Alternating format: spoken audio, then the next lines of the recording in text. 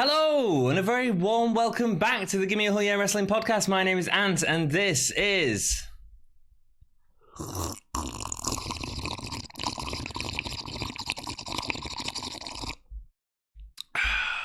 Ollie. That was horrible, man. And it'll be even worse through the microphone. That was horrible. Sorry about that. We're back. Thank you so much for joining us and staying with us. We haven't been here for 2 weeks now. Yeah. Well, Sorry. you were away somewhere, weren't you? I was. Where were you? Download. Oh, how was it? It was great, man. Yeah. It was really good. Enjoy Good it? festival. Caught a bit of wrestling. Not that much. You're probably going to spot me on the next episode of NXT UK, so keep an eye out for a dude in a cowboy hat and a Gimme a Whole Year t-shirt. Nice. I had a camera in my face at one point. Did you? Yeah. Oh, man. good. I was good. like, oh, yeah. I'm looking forward to I did my seeing sexy you. look. Did you? Yeah. I'm looking forward to that. Looking forward to that. Seeing that on the big screen on the old network. So we're filming 2 episodes today. We're going to go back to back. This episode that's uploaded now, if you stick around, subscribe, you'll get a notification. As soon as that's out, we'll roll the next one out as soon as we can so to you. We're back to date. on track. Episode 47 is the one that we're going to do first, and this was a brilliant episode. I'm so excited to talk about this episode. I think we're going to save comments for the next episode so that they all come together. And then, dudes, write comments in this video, write comments in the next video. We're going to have episode 49, the penultimate episode to episode 50. We are going to have a comment extravaganza. We are. So go ahead, write comments, have fun. Can't wait to reply to you. We're going to do that in the next episode, though. NXT UK 47 is this episode on June the 12th in Glasgow. Showing in Glasgow. Yes. Another well-produced video package at the start showing Imperium. With the movie voice. It's great. And the movie voice has grown on me. It's really good. Yeah, I like it. It's really good. It feels like the production's really good. It's good. Yeah, I wish I NXT UK had is a getting movie better and voice. better. Yeah, I think the production quality is definitely getting a lot better. Do you remember, like, right at the beginning when I was going, the audio quality of this is terrible? Yeah, man. And they've really sorted it out. I think it's because, like, even, like, you know, we're talking now. about, like, wrestlers developing and stuff, but even, like, camera crews and stuff like that, they all develop and get a language with each other. Absolutely. And when it all becomes, you know, like one nice cohesive unit, that's what you want. That's what you want. Tread7 saying he's going to beat the chip. He's going to beat the chip out of them. Wow. Yeah. What do we think that means? I don't think it necessarily means anything. Would they do that on main roster? Well, they have before, haven't they? They've had Brock Lesnar do it before. I don't think they've had Brock Lesnar do it. I think Brock Lesnar's just done it. Well, yeah, maybe. But I don't know. I think, like, quite often, you know, we get around to, like, Extreme Rules kind of time of the year, and then we start going, oh, like, stuff starts happening that, you know, feels, like, a little bit edgy, and we all get excited and go, like, oh, maybe the Attitude Era is coming back. And then they know that they're just selling us a product. But this would be the place to do something like that. I think so. This would be the place to do it. It is, like, it's a much less child crowd, isn't it? There's a lot fewer kids in the crowd at NXT UK events, which is interesting.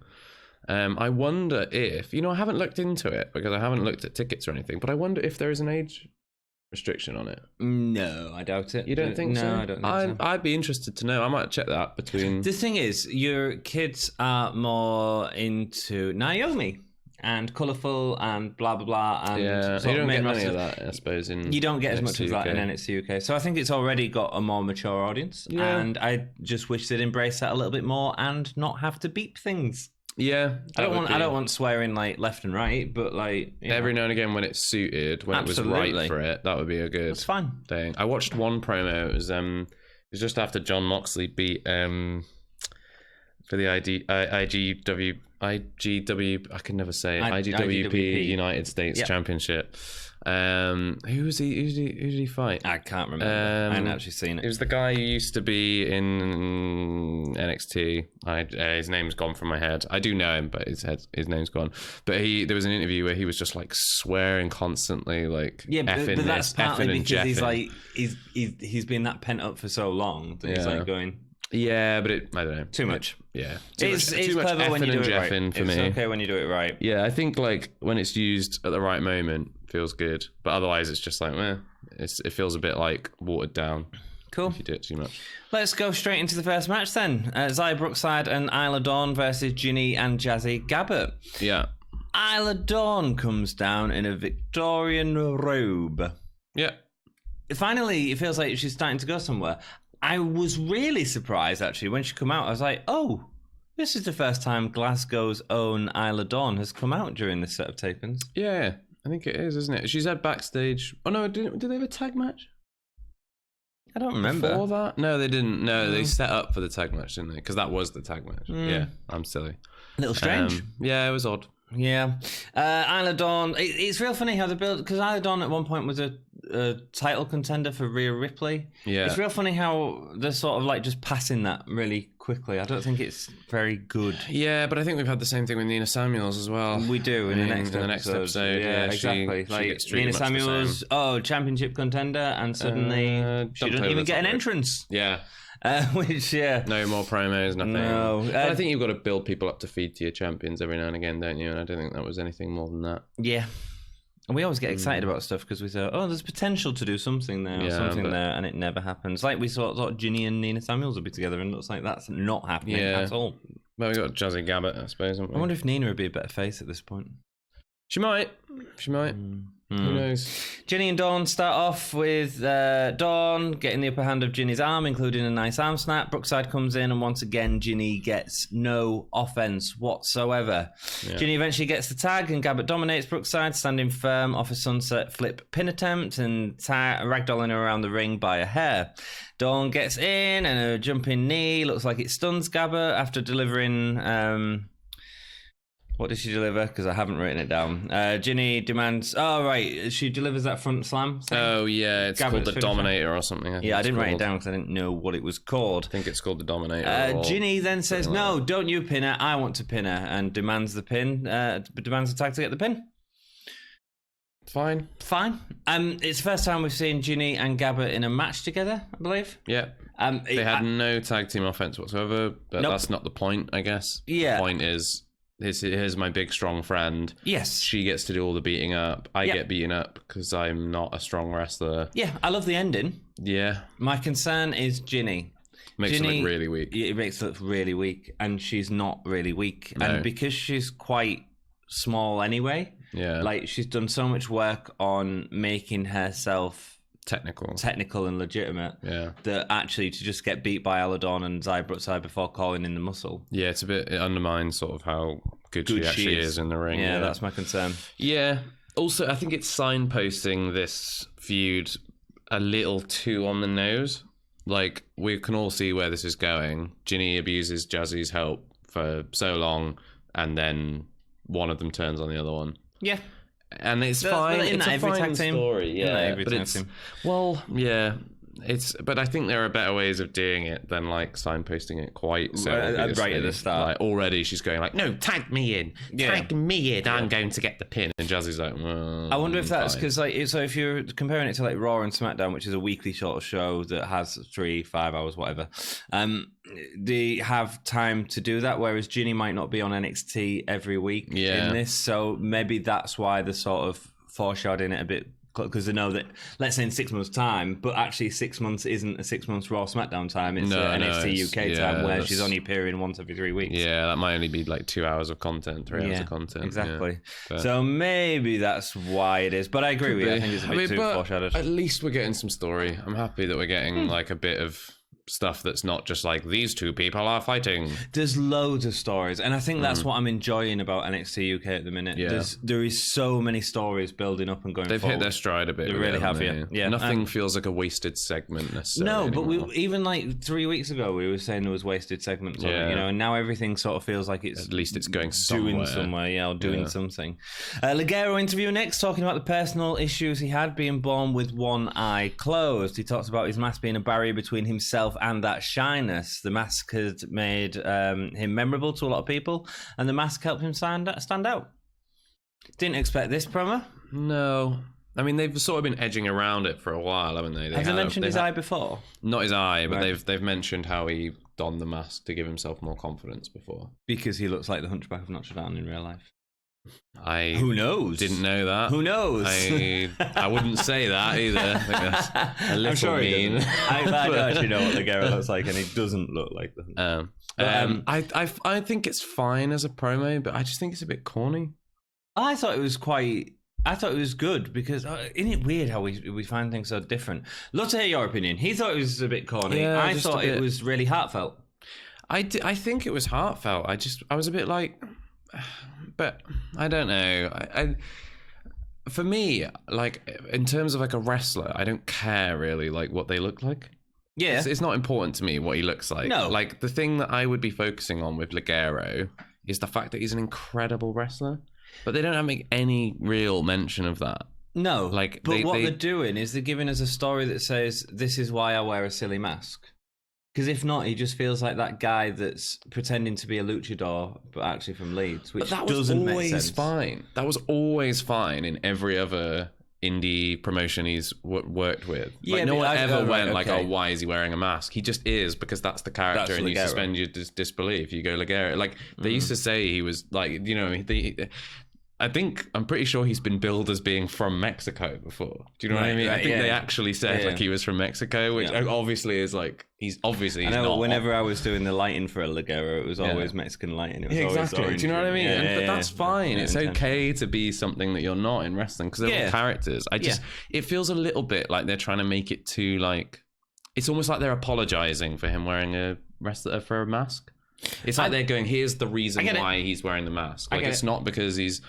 I think you're still wanting that fun Ligero, and what I actually see is them doing something with him to take him not necessarily more serious, but more of a contender, because they're actually taking this time to film something where they're saying, do you know what I mean? Yeah, but they've done this before, and they've filmed video packages for him, and I mean, we got those video packages for the Hunt, but they instantly have started losing again. Shiny new toys. Shiny new toys promos led to nothing. The Irish Ace promos have led to nothing. Like, I don't know. For me, it was just a bit corny, and I think they've taken away what Ligero is, and they're almost like sort of apologizing for what he... Like for who I'm quite happy to see where it goes, just because it's something there that I can hold up to. At least it's a story, I guess. I'm just interested to know where it actually goes. Cool. Interview with Kenny Williams about Noam Dar and his conduct with Mark Andrews. Noam has always been a chancer. It won't change how he conducts himself, and won't change the way he treats his match next week against Cassius Ohno. So it sounds like Amir Jordan's been injured. Obviously, he was in the Glasgow taping, so this must have been filmed probably at the Performance Centre, I'd assume, or something between things. So he's been injured in Glasgow, I would assume, because he had that fight with the Grizzled Young Vets in Glasgow. Oh, yeah, and they like wrote him out of that match, didn't they? Yes. Yeah. So they're giving Kenny Williams a solo push.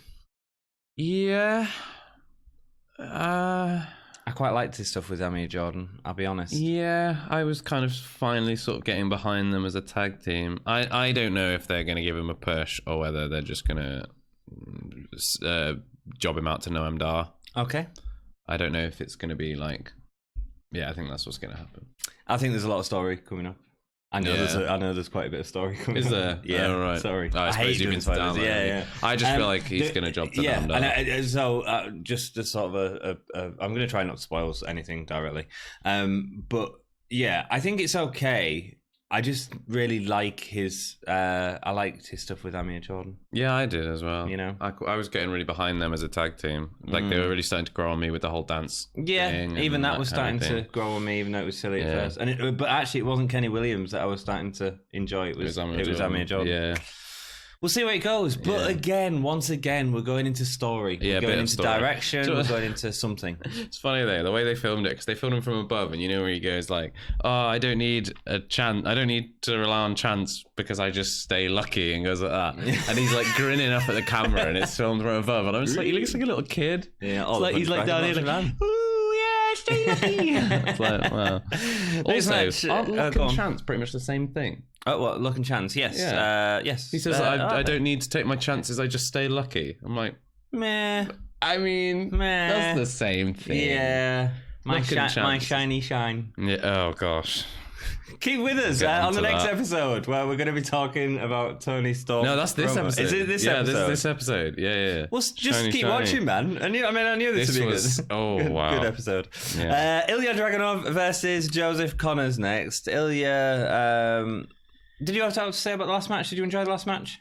What? As in his... No, as in Ginny and Gabbett. Just that the rope flip out of the armbar was really cool. Yes. Sire's the way of getting out of that armbar was really good, and Gabbett's strength is really impressive. But I think that they could do cooler stuff with it, other than her just throwing people into the corner. She could toss them across the ring, and they could fly further. I don't think they give this match enough time. Actually, I don't think so. A bit more time. Also, I don't think that there was any doubt about what was going to happen. Of course not. Which is fine. But I was just a bit but it's all exactly story based, so it's okay. Yeah. Ilya Dragunov versus Joseph Connors is next. Ilya, I think, yeah. Ilya gets entrance, slapping himself backstage, a la Goldberg. Yeah. Lots of intensity heading into the ring. I really enjoyed his intensity, actually, this time. It didn't just feel as random. Yeah. Yeah, it's fine. Okay. I just don't know if I like that character. It just feels a little bit like, well, all right, chill out. It seems like a lot of wasted energy, which in a wrestling context makes no sense. Zero sense. But, whatever. He's different. He is different. He stands out. Dragunov really animated in the ring as well, catching Connor's attacks. Yeah. Really extending his arms before attacking, sort of beat downs that are sort of way over the top. But it's made him stand out a bit different. Everything he does is sort of way absolutely, over the top, yeah. I'm interested to see what you can do with that character. Does it stay over the top, or does that become his weakness? Or I don't know where all that's going to go, but I think there's something interesting there. Yeah, I don't know what they're going to do with him. Yeah, he's weird. He's an odd one because I don't really see him. I don't see him going for the title anytime soon. So I guess they're just going to have to put him into a feud with someone. Cassius Ohno. Yeah, that's what it'll be. Yeah, not that I know, but it probably will be. It feels like just a guy on speed. It does, but that's fine. That's okay. Dude, this match, right? I know his debut was a bit weak. I thought his debut was a bit weak. Yeah. Was it Jack Stars? I think. Yeah. His debut was a bit weak. I thought this was a way better showing than his debut, and it was definitely better in a number of ways. If Piper Niven had been given the same sort of treatment, she could be doing more now, Absolutely. I think so. I think the problem with this match was I don't feel like they had particularly good chemistry. I think there was a lot of really awkward spots and a lot of awkward moments, and the whole thing felt a little bit sloppy and a little bit stop-start. I think that his actual showing was better than against Jack Stars, but maybe that's just because he was beating someone with slightly more credibility in NXT UK than Jack Stars. I don't know. It felt a bit like, meh. I have another download story. Sorry, there's so many download stories. I've just been to download. Watched some NXT wrestling. Oh, nice. Yeah. Connors was fighting. Yeah. I'm not going to tell you who. I can't even really remember. I was a bit drunk. Yeah. I tried to start a chant. Did you? Don't look down. Yeah. No one. No one? No. Don't look down. You could have done. Don't stop me now. I really wanted Eddie Dennis to come out, and I never saw Eddie Dennis. No, I really wanted to start a Daddy Longlegs chant, man. I don't think he's not been on TV for ages. Must be really badly injured, which is a bit rubbish. Not booking him. No, I think he's one of the guys that they were paying, because I was a bit shocked when he's got a contract. Oh, right. Of some sort, I think. Cool, let's go back into the match. Sorry, a bit off topic. Dragunov is really animated in the ring. Great step up into Gimme from Dragunov, followed by a crossbody which misses, and he bounces quite heavily into the middle rope. That was one of the really awkward lame spots. That was like, this is not good. I liked it. Because Joseph Connors dropped under. Dragunov ran over him and then jumped into the ropes. I was like, is that why? What? Right, okay. Yeah. I like the way that he got hung up. I was like, what happened there? Oh, okay. It looked really nasty on his jaw, and I like the impact, but I was like, why did he just randomly jump onto the ropes? I was really confused until I was listening to the commentary afterwards, and then he was like, oh, a rare mistake from Dragunov. I mean, what the mistake was deliberately jumping into the ropes. Oh, okay. I completely missed that. Yeah, I don't know. It felt really awkward for me. Cool. No, that's fine. I've written it down. Drop down was super weird. Yeah, and I wrote crossbody misses, bounces into the middle rope, which looked cool. Interesting. All right, the hang-up looked cool. Maybe the way that he got into the hang-up was cool. Fair enough. Go. See? We may disagree, yeah, but we come together. Yeah.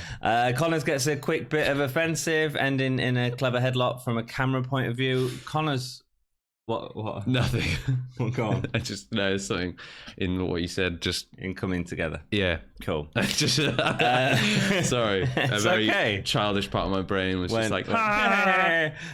Cool. Connors gets a quick bit of offensive ending in right. So this headlock was really good by Connors, and it's stupid because it's a headlock.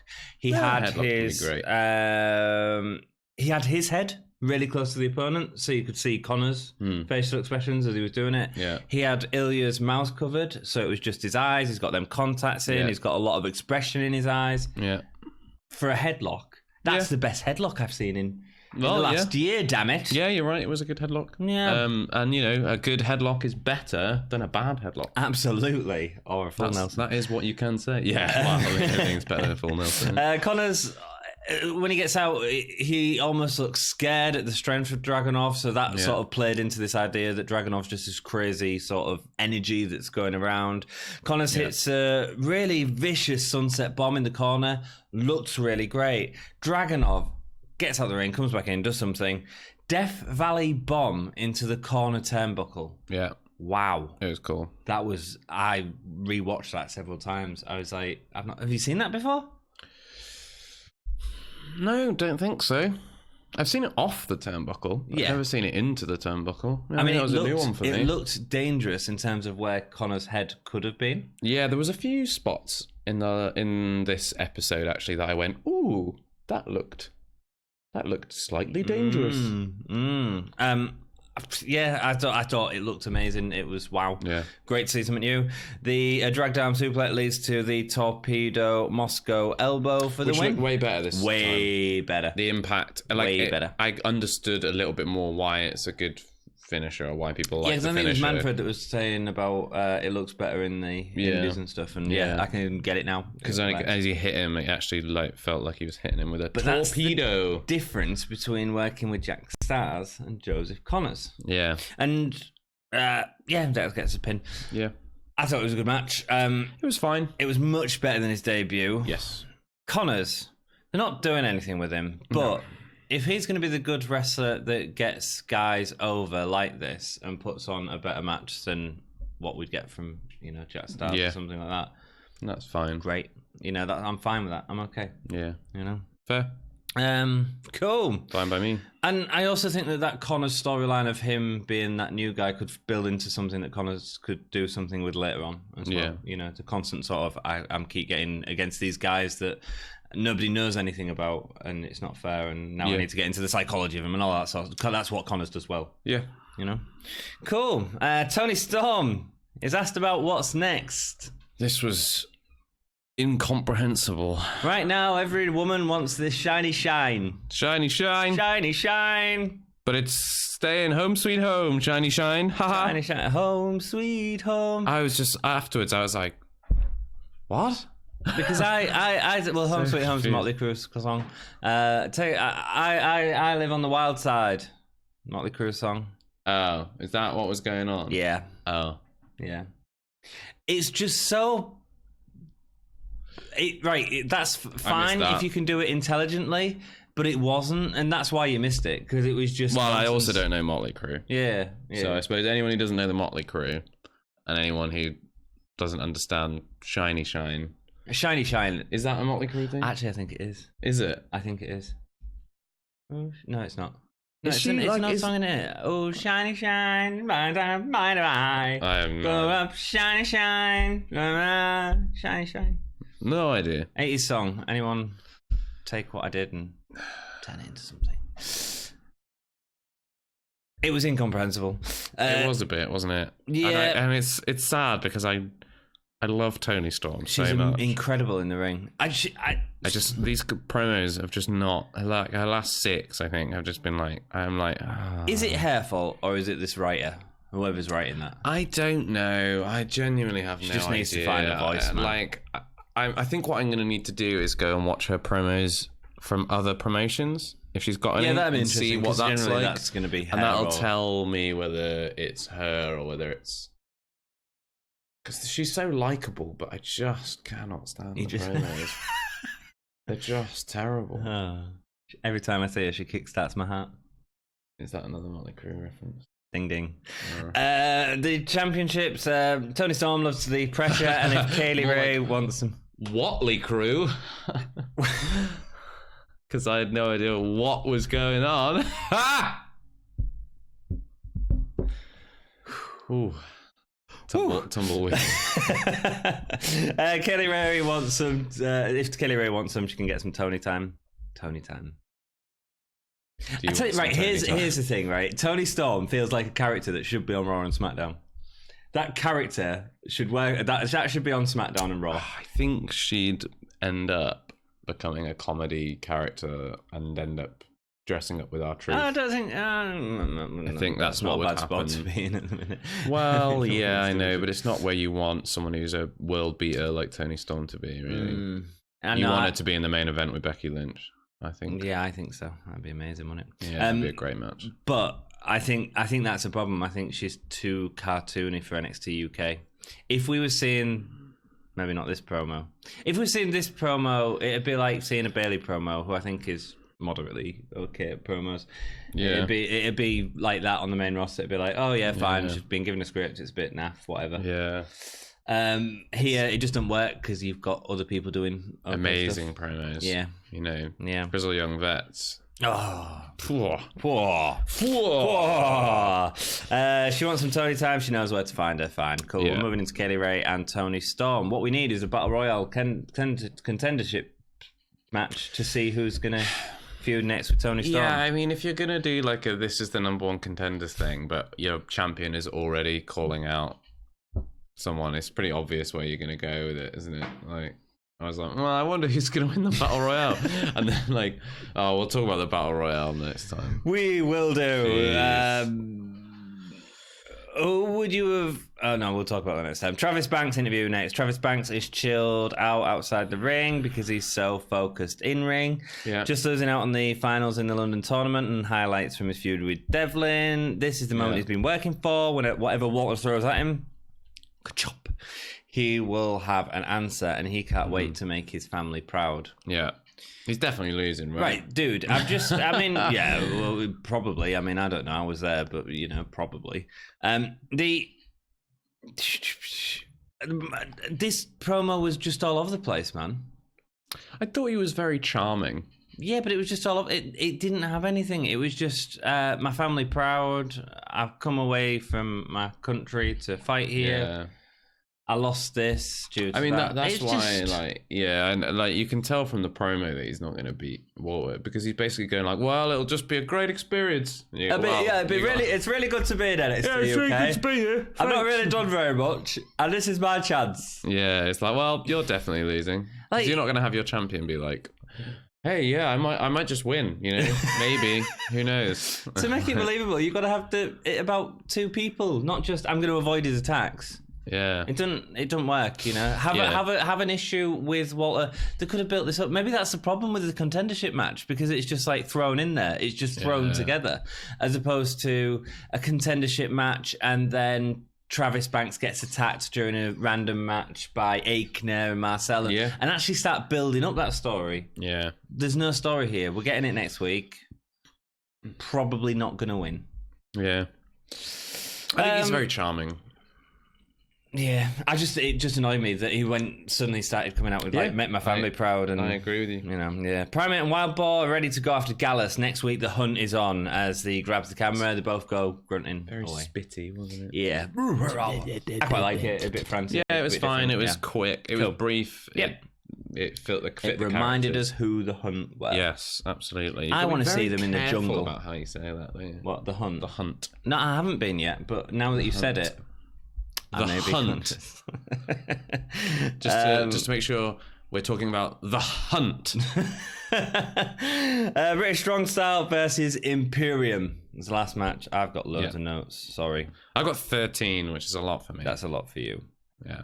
Because I'm like the color commentator. I just, you know, I do like the add in bits when I. Oh yeah, you've got the same notes as me. Yeah. Right, both teams. Yeah. Absolutely phenomenal coming out. So you've got British Strong Style, who are both, Mustache Mountain and Pete Dunne are both doing their individual things, but it's really nicely melded together in terms of timing. They're coming out like fighting faces on. which I like. Really good. Because so often Mustache Mountain come out and they're doing all this and they're doing all like the and it's very like jokey. And I know they did a bit of their usual shtick, but a lot of it was like, no, we're here to fight. We're here to do this. And speaking of here to fight, the direct approach of Imperium, the absolute power of them coming down. I mean, a wonderful image, great contrast of styles. Very well shot. Yeah. Really well shot. The camera work on this episode was actually pretty good. Really good. Apart from making Kenny Williams look like a little boy.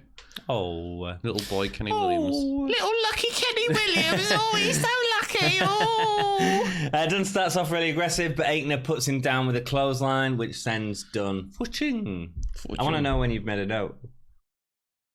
Did you make that note? No, I didn't actually. I didn't make the note on the Flippity Flap. Just let me know. Just say, I got that. We'll see if we can get that. All right, okay, cool. Just for my own enjoyment, really. Bate and Dunn tag out with a double joint manipulation into a stomp.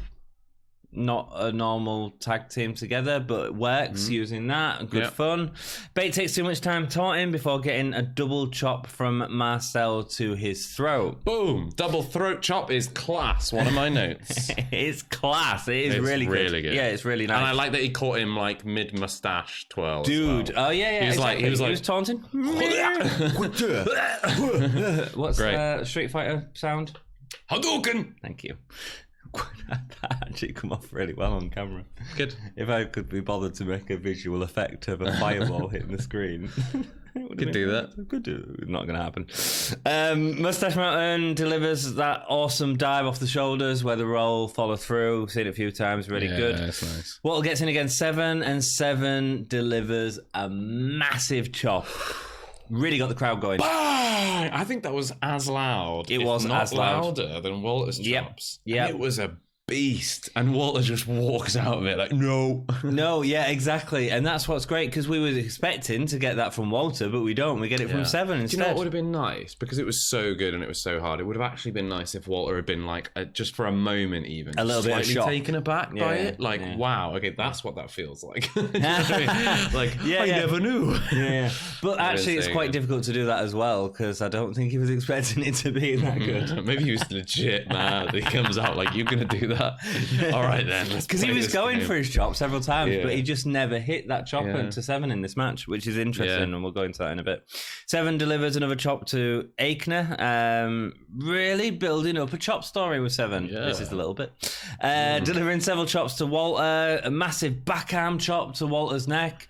Seven was just chopping everyone. Just chopping against the king of chops. This is building up, man. This is going to be something. Yeah, it makes complete sense. You know what, that would be, because I'm presuming Travis Banks is going to lose to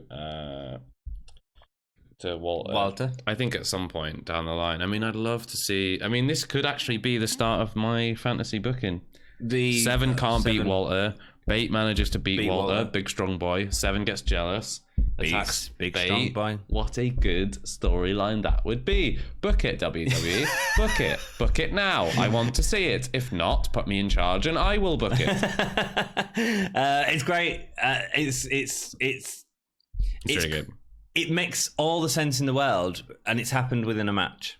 And you know what? Trent Seven came into that match off the tag, right? With all those chops and like the nice little DDT that he pulls. He had a really good showing. And you know what? He brought some serious energy and excitement into that match as well. And not that it wasn't good already, but like, just, I don't know. He was phenomenal coming into that match. I thought every man in this match Everybody was great. Incredible, I don't know, something about Seven. I just got really amped up when he came in, and he was just giving it all that. I think he's got just like a little bit of flair about him. That little bit of like, oh, I'm a rough and ready guy. I'm going in. I'm gonna do it, man. I'm gonna do it. And I'm like, go on, Seven. Go on, Seven. Go on, you boy. Son. Yeah, boy. Yeah, it was great. Walter eventually silences Seven with a side suplex. A nice kick to the rope with Seven over them from Marcel, which ends up in another massive crack. I think that was a leg tap though, wasn't it? Yeah.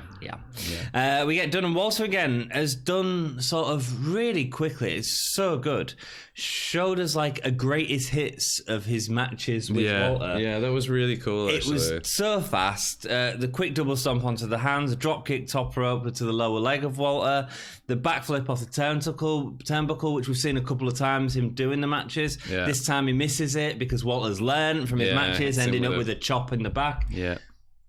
The German suplex into the flip over that like Walter sat down for, and then Pete Dunne kicks him in the side of the head. We'd seen that as well. Yeah. And it didn't feel like we'd seen them before and like, okay, this is boring that way. But it's like, oh, these are really nice callbacks to the matches you've already had. Yeah. And actually it works really well. And it feels into the slight differences, like the missing the backflip to just mix it up a little bit, to say, actually, no, I see what you're doing. I've learned from it. It's nice. Really clever stuff, man.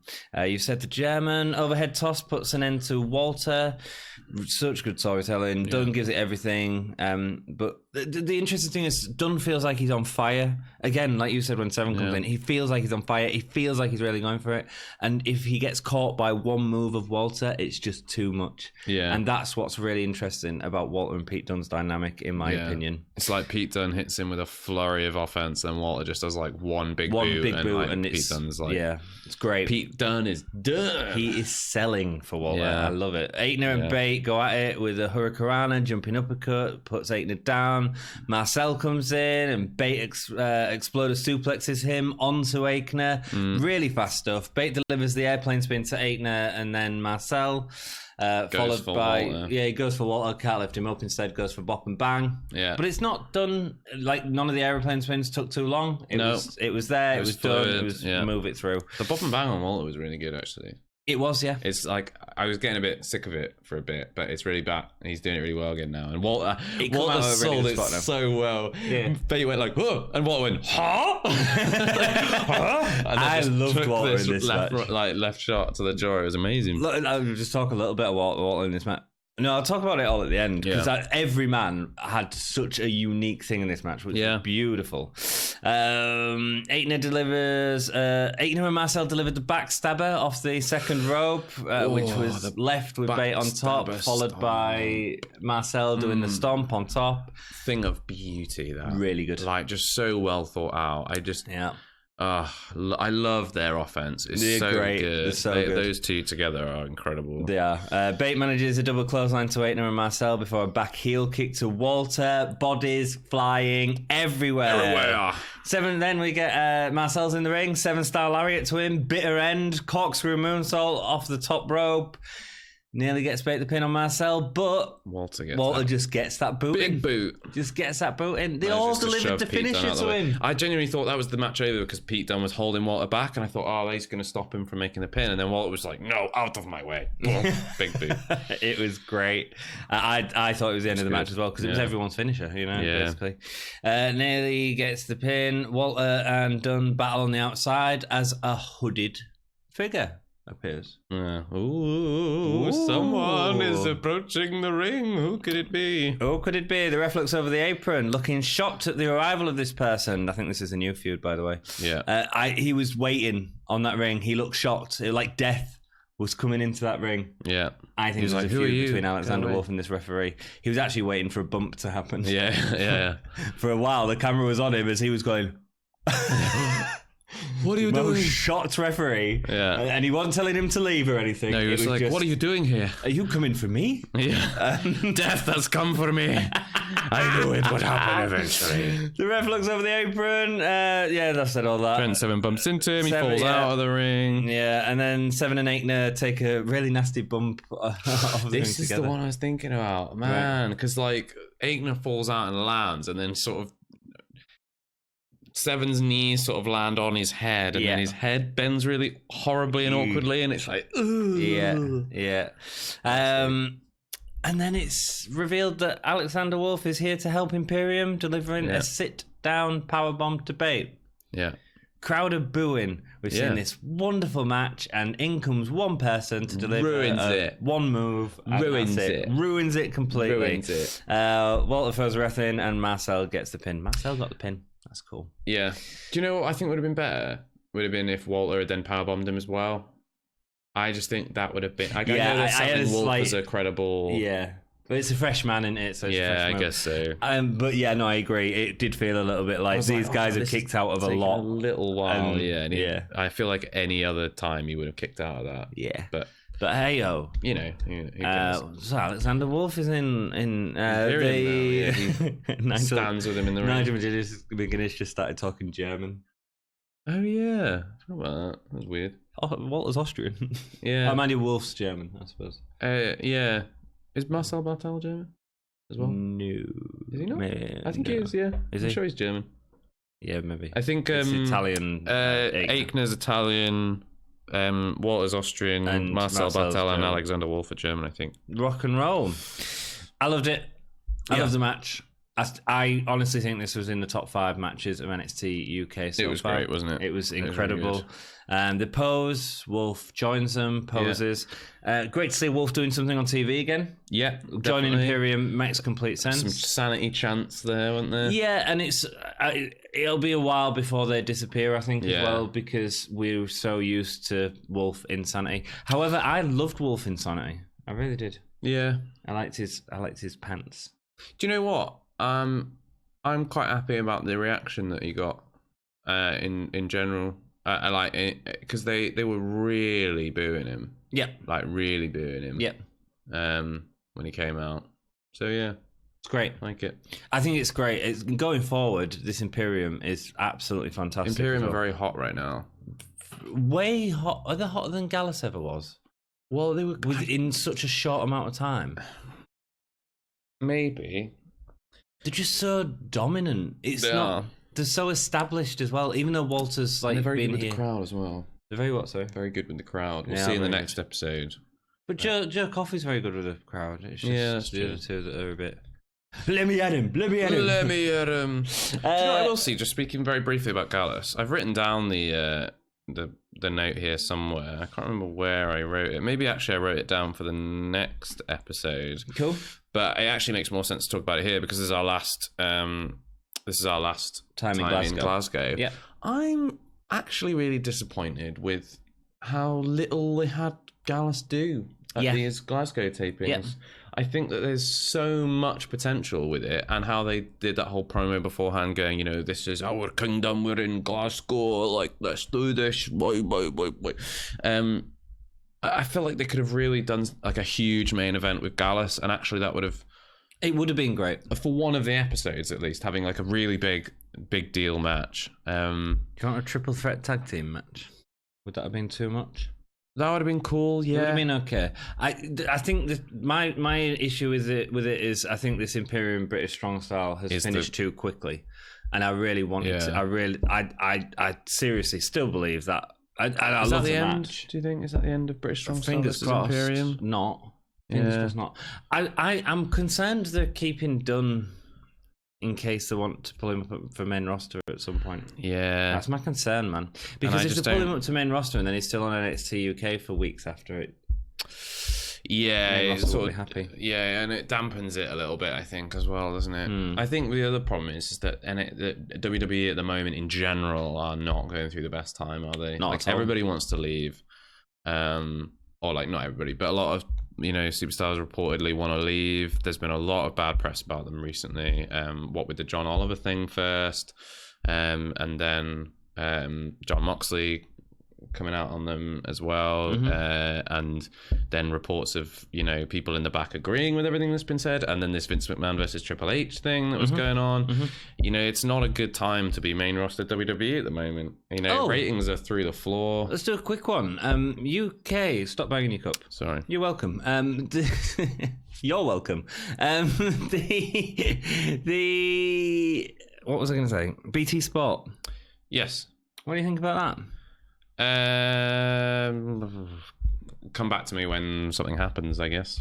They're moving to BT Sport in January. Yeah. So if you have Sky, you have to pay extra to get BT Sport. But actually, so like in terms of that, like it makes no sense. It's going to get less of an audience. Yeah. From my point of view, it works fine. I might even buy BT Sport because if you're on EE phone network, you can buy BT you get 3 months free, and then you get like £5. Other mobile networks are available. They are available. But if EE want to send sponsor us some money, us, then there is only one.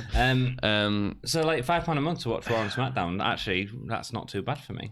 I won't watch it. That's the thing. I will not watch it. I have enough wrestling to watch. Yeah. I catch up 1 hour a week here. Yeah.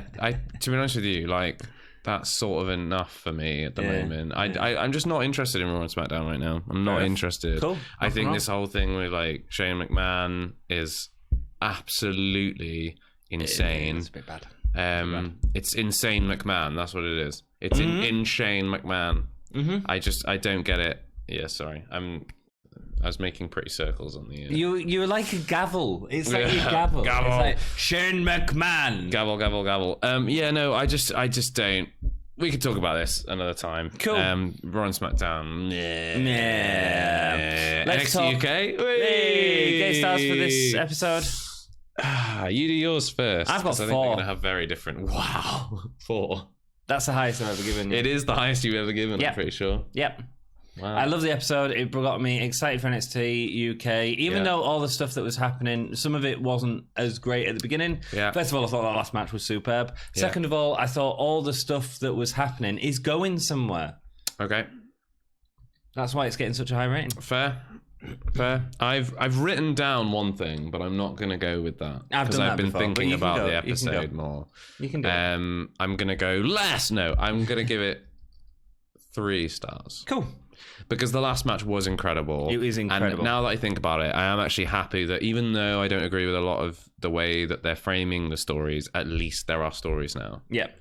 And that has to be better than just random matches thrown together for no reason. So you give it an initial score of 2.5. And now you're giving it a 3. 3, yes. Because of our discussions through this podcast. Yes, I think so. That's why you watch this podcast, because it makes NXT UK better, a little bit greater. The best match was obviously the last match. We're not going to say that. Right, let's talk about the performers.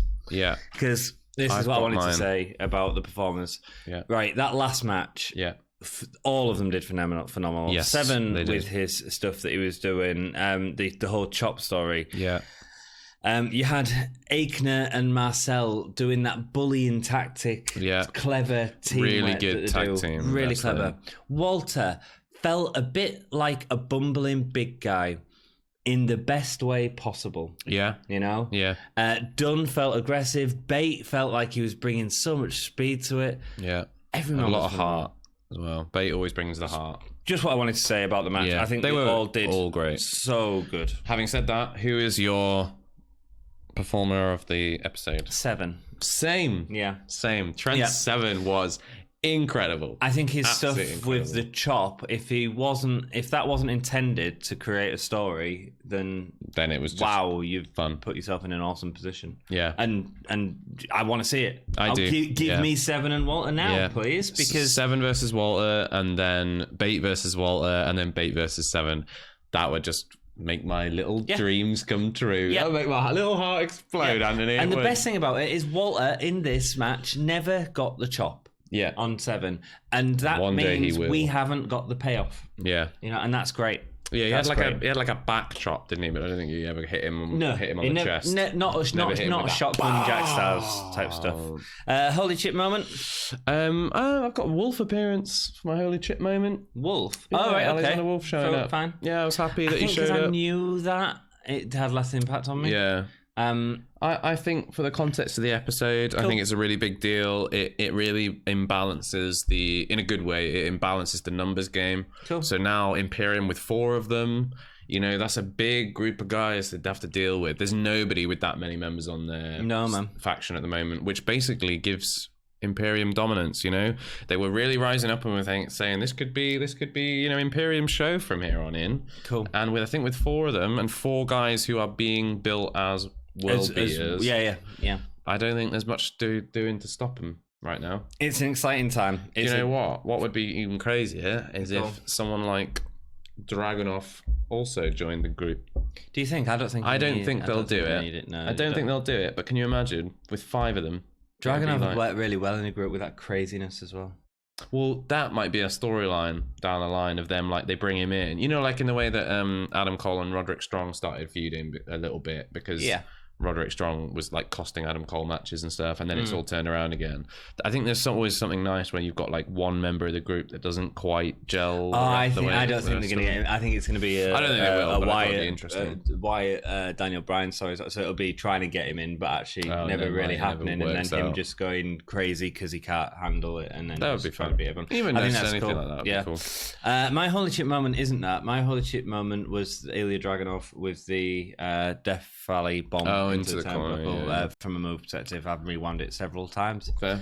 I've got a really good holy shit moment for the next episode because I rewound it like 20 times to watch it. It was great. Oh, good. I'm looking. It's a really little moment, and I loved it. Okay. Rock and roll. So if you're looking forward to that, stay with us. It's going to be online in a couple of hours or so. Yeah. Thank you so much for bearing with us. We're really sorry that we couldn't get an episode out to you this week, but here we are. Yeah. 58 episodes. Nearly at 50. 48. Let us know what we should do to celebrate our 50th. Yeah. Is that a Ruby wedding anniversary? I don't know. Diamond? When's Diamond? Maybe. Or is Diamond 40? Maybe. Yeah. I thought Diamond was 50. Ruby might be 40 then, and Diamond might be 50. Don't know. Let us know what we should do. Yeah. Perhaps we should get engaged. Maybe. Rock and roll, probably not going to happen. You've been awesome. We've been all right. We'll see you next time. Bye.